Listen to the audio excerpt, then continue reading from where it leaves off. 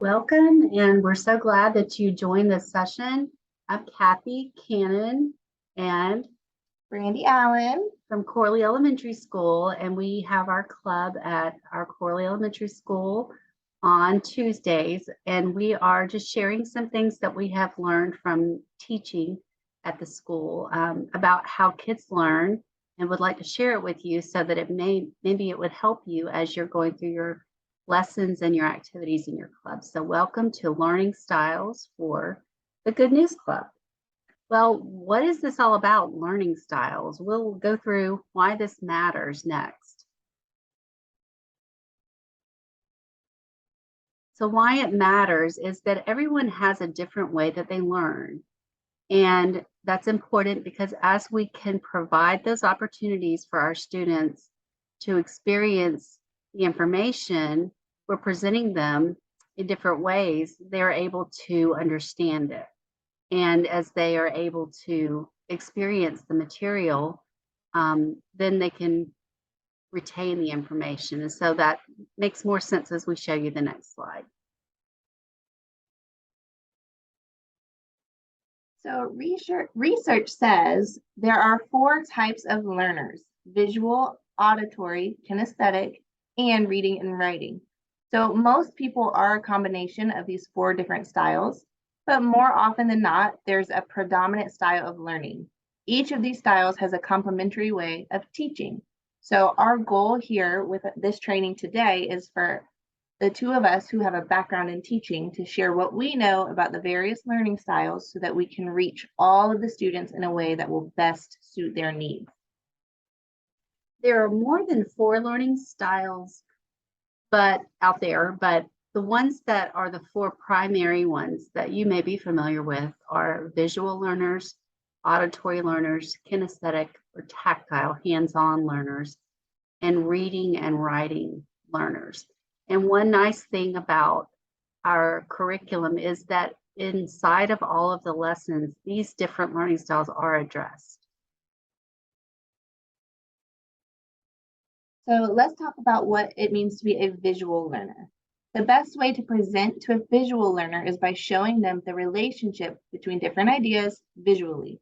So if you think about how can you apply this to the Good News Club, we can do that by having PowerPoint slides, doing object lessons for memory verse or word up, so bringing in actual items that they can see, video clips and real life items that we can apply to our lessons. These things help them make a visual connection so that the material makes a greater impression on the student. The information that we're sharing with you comes from the source bau.edu. It's the college that we pulled the information from. The next learning style is auditory, and auditory learners learn best when information is presented to them using strategies that involve talking and listening, such as a presentation or group discussions. They can benefit from repeating back to you things from the lesson or activities that require them to explain ideas with each other.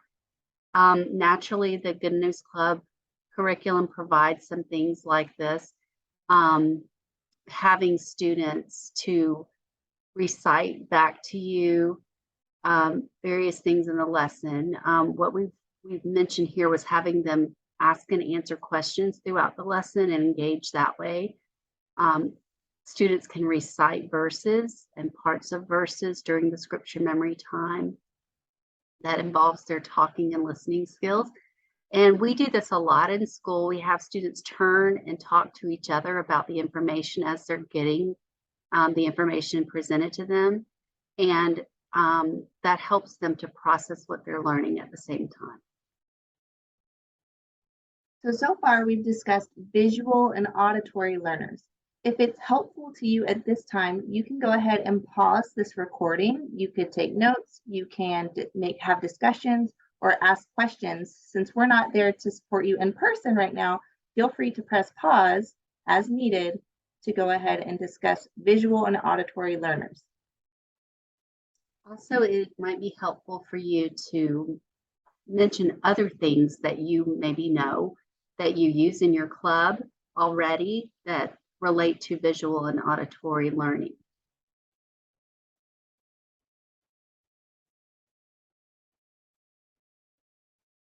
Next, we're going to discuss kinesthetic or tactile learners. We call it hands-on. These individuals prefer to learn by doing. Personally, I'm a very hands-on person, so this is kind of right up my alley of learning by doing. These learners enjoy a hands-on experience. The best way to present new information to a kinesthetic learner is through personal experience, practice, examples, or simulations. So what are some ways we can do this in Good News Club? One way would be to include students in the lesson through movement or drama, using hand motions in telling the scripture, memory verses, and songs, bringing objects related to the lesson that students can touch or feel. So that one, actually bringing in objects, you notice that was mentioned in the visual learners. So being able to see the object, but also being able to touch and feel the object to interact with it in a physical way is helpful for kinesthetic learners. Another way would be small group activities with games or arts and crafts as an extra component for our hands-on learners. The last learning style that we're going to discuss is the reading and writing learning style. These learners, they gather their information best when it's in words, whether they're writing it down or reading it.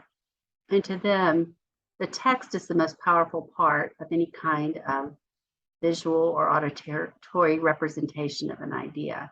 And how does the Good News Club curriculum lend itself to that? Well, looking up and reading scriptures would be very good for these learners. They like to read out loud to the whole class, the whole group, or maybe in small group. They maybe enjoy reading the slides with the verses on them. The quiet time sheets, you're going to notice that they really enjoy reading those and filling out the different parts of that. Writing prayer requests or writing notes. If you guys do special thank you notes or special get well notes and things, you might notice that those learners are really going to gravitate towards that.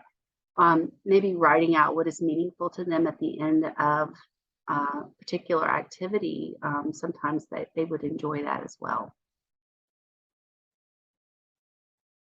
So that wraps up the last two learning styles, which were kinesthetic or tactile, as well as reading and writing. So take a moment if you need to. You can pause, you can rewind, you can discuss, you can ask questions, but also open up those discussions on how are these things occurring in your club already? And if not, what ideas come to mind for you for this year?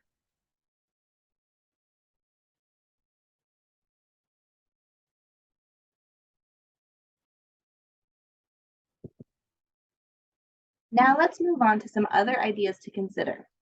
When you encounter student behaviors that may be challenging, and now let's remember, we're working with children, and children can be unpredictable sometimes. We're all human and we all have big feelings. We are very fortunate in that we have a teaching background, and so we have, Ms. Kathy and I are equipped to react and adapt to student behaviors as they arise. That's part of our teacher training. And we are so grateful for the volunteers that participate in our club. But at the same time, we acknowledge that not everybody has the same type of training to address student behaviors as they occur. And so we really want to help you feel equipped and empowered that if a student shows some behaviors that maybe you're not used to or that you're not expecting, that you have some tools in your toolkit to be able to handle those behaviors.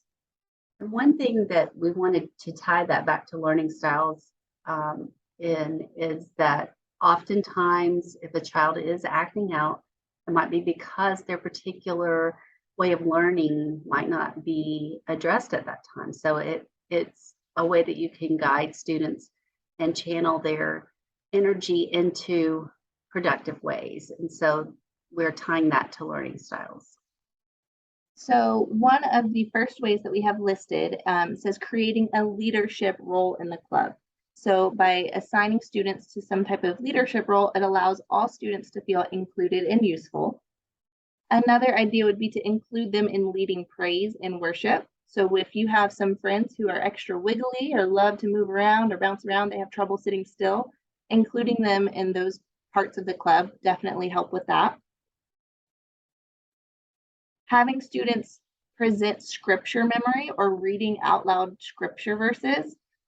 This is great for our students who love to chit chat. There are some kids who, they just love to hear the sound of their own voice, and we love to hear them talk too, but sometimes, there's a time and place that's appropriate for that. And so for students who do love to talk, having them present scriptures is a great way to use that as a strength or an asset for them rather than something that might be not appropriate. Also, one thing that we can also say is that these students who need to move and who like to talk and like to be leaders, providing drama and acting out roles, they love to do that, and that gives them the opportunity to use those particular strengths if they are craving attention. And so even if it's not included in your lesson plan, you might find ways for them to be included in some type of acting out. Another idea is to give them a job in their small group or within the club as a whole. This works well for students who might get distracted. So if you notice that there's a student who has trouble focusing, or they're, being distracted by things that are going around, giving them a job actually gives them a little sense of leadership or accountability. So if they're in charge of something at their table group, they're going to be more likely to focus on that one task because they know that there are other people who are counting on them to get that job done. Another one would be to take a place to take a break. So sometimes if a behavior is just too much or it's causing some conflict amongst other students in the group, giving a quiet space, we say a quiet space with a friendly face. If you personally are struggling with a student's behavior and you feel like you need a break yourself, lean into the other leaders of the group and maybe have a pre-discussed person or plan in place to, if there's a quiet area that you can move the student to, have another adult leader, someone with a friendly face that can go in and just check in with the student and make sure they have the space they need to calm down and redirect their attention in a positive way. Brady was really good about this last year and helping turn that into a positive thing for students instead of as a real negative, giving them that place to just take a minute and then gather back there with their friends. Another is have like a secret code or hand signal or something for redirecting that would be a good way to kind of work out with your other leaders if you need help. For example, redirecting the student, giving them a sense of purpose. Can you get the purple marker from Miss Brandy or Miss Kathy? So that gives them something to do, somewhere to go, and move a little bit. So this is just tying in with the kinesthetic and with the need for talking with the auditory and all these different parts of our students. There are ways that they like to interact. And I will say, having the secret signal or the code word, it's really a way to protect the student, because at the end of the day, even as leaders, we're human too. And sometimes we might be frustrated or we might not know the right words to say in that moment. And so having that secret signal is a way for you to kind of alert your other leaders, like, hey, I'm struggling in this moment and I need some, I need kind of backup, so to speak. And so that'll just be a way to protect the student from being embarrassed or singled out in front of the group, while also kind of giving them a mission, and at the same time letting your other leaders know that we need a change of direction and what behaviors are occurring in that moment. And those are all the items that we have mentioned, and I'm sure that you probably still have questions, or maybe you guys have been able to come up with some awesome other things that you do in your club. Feel free to email either Brandy or myself with those ideas or any questions that you might have. And we hope that this was helpful for you to see and to highlight the different learning styles of our students so that we can best present those and help the kids engage the most. And we hope you have a wonderful year this year with your students, and thank you for participating. Thank you for joining us. Bye.